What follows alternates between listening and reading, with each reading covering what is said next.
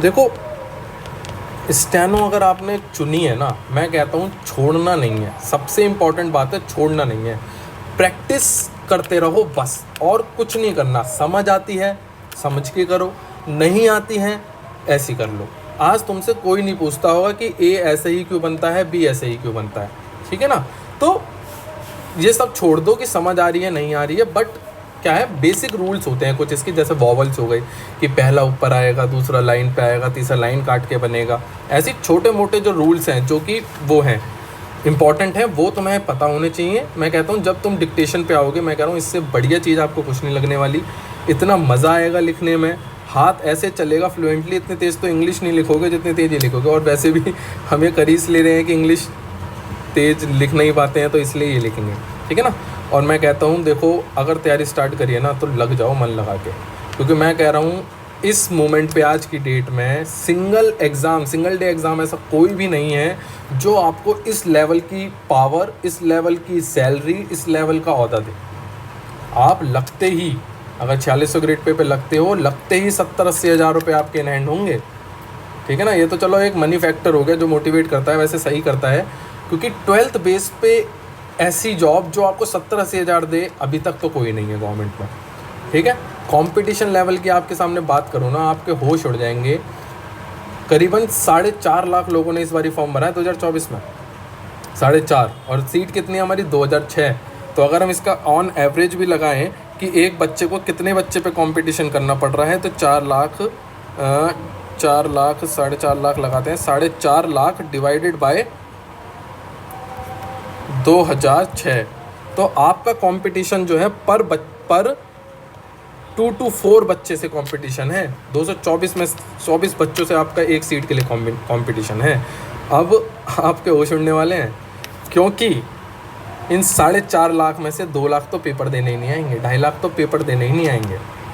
ये पिछला रिकॉर्ड बता रहा हूँ आपको, आप जाके चेक करना कि 4.5 लाख में से 4 लाख में से आधे बच्चे तो पेपर देने नहीं आते। बाई चांस चलो 2 लाख बच्चे भी आ गए पेपर देने, ठीक है, 2 लाख बच्चे भी आ गए, 3 लाख मान लो, चलो 3 लाख बच्चे पेपर देने आ गए, तब भी आप इसको डिवाइड करोगे 2006 से, तो अब आपका कंपटीशन हो गया 149 बच्चों से। 150 बच्चों में से एक बनना है आपको, ठीक है। अब आपके और होश उड़ने वाले हैं, क्योंकि इन 3 लाख बच्चों में से जो पेपर देंगे उसमें से मात्र जिसे कहते हैं मुश्किल से 30 से 40 हज़ार बच्चे पेपर देने आएंगे। मैं कह रहा हूँ 40 हज़ार भी लगा लो। लास्ट पास्ट ईयर्स का रिकॉर्ड बता रहा हूँ आपको, पिछले पास्ट ईयर्स के रिकॉर्ड देखोगे तो ये हुआ है, ठीक है ना। 4 लाख बच्चे पेपर करेंगे के लिए, 4 लाख बच्चे फॉर्म भरेंगे, 2 लाख बच्चे पेपर देने आएंगे, 1 लाख बच्चे क्लियर करेंगे, उनमें से 30 हज़ार बच्चे, या आपकी ज़्यादा सीट है तो 40 हज़ार मान लो, 40 हज़ार बच्चे आपका क्या है पेपर देने आते हैं। तो आप मान लो कि एक आप में को एक चुनना है, एक होंगे आप कितने में से, 19 बच्चों में से एक होंगे आप। अब सोचो कंपटीशन है, ये प्रीवियस रिकॉर्ड चेक कर लेना, उसके बेसिस पे बता रहा हूँ मैं, अपने मन से कुछ नहीं बता रहा। तो भाई प्रैक्टिस कर लो, अभी इनिशियल फेज़ है स्टेनो की, कंपटीशन है नहीं, और मे बी कल कोई वैकेंसी बंद हो जाए, कुछ कह नहीं सकते, वो तो चलो एक अलग ही टॉपिक है, होगी नहीं होगी, बट अभी कंपटीशन कम है। इस साल अगले साल में ले लो सिलेक्शन, तो बढ़िया हो जाएगी ज़िंदगी, बहुत बढ़िया जिसे कहते हैं, ठीक है ना। तो आज हम तो मतलब मैंने तुम्हें मोटिवेशन दे दिया है।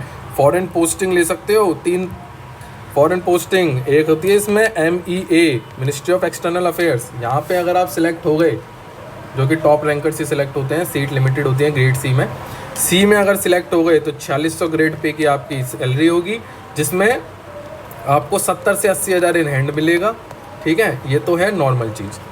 अगर सिलेक्ट हो गए और फॉरेन पोस्टिंग ले ली तो 1 महीने का 3 से 4 से 5 लाख रुपए मिलेगा, वो भी टैक्स फ्री, कुछ नहीं देना सरकार को, पूरा का पूरा पैसा तुम्हारा।